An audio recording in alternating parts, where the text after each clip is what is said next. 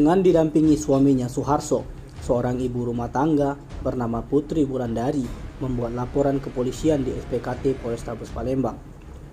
Putri terpaksa membuat laporan polisi setelah dianiaya oleh terlapor Indah di Jalan Irigasi, Kecamatan Sematang Borang, Palembang. Menurut keterangan suami korban, Suharso mengatakan bahwa kejadian itu berawal saat terlapor yang masih ia kenal datang ke rumahnya dan menanyakan keberadaannya, tapi dijawab istrinya sedang tidak berada di rumah. Tidak hanya itu, istrinya pun dicakar di bagian wajah dan leher, bahu, serta diinjak oleh terlapor. Namun tragisnya, tidak hanya istrinya yang dianiaya, anaknya juga menjadi korban penganiayaan.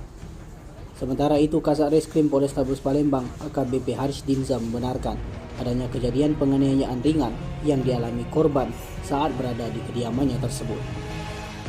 Mau buat laporan terkait penganiayaan istri saya.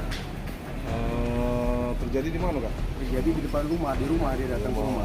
Terus?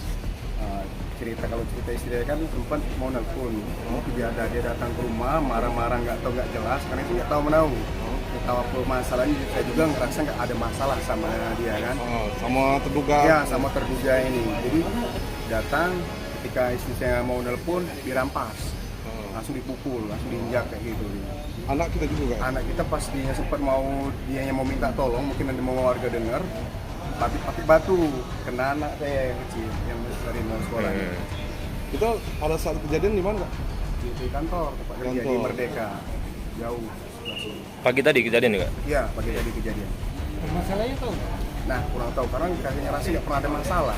Gitu. Jadi mungkin karena melapor ini nanti ada pihak polisian yang menindaklanjuti ya, mungkin dia bisa bertanya lah permasalahannya apa, malah gitu entah ada apa gitu kan.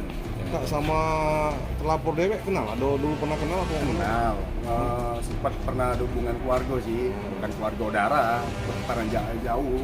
Namun ya kalau pribadi sih ngerasa nggak punya masalah, nggak pernah ada masalah apapun, entah marah-marahnya apa nggak tahu sih, setelah itu nggak tahu apa itu. Luka di mana aja, Pak?